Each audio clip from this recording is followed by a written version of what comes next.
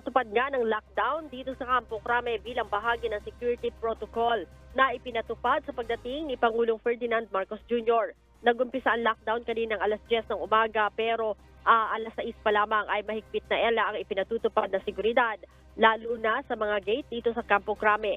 Bawal na din ang pakalat-kalat sa mga empleyado sa loob ng kampo hanggat nandito ang Pangulo. Sa katunayan, mayroong mga lugar na no entry at tanging ang mga dadalo lamang ng command conference ang maaaring dumaan.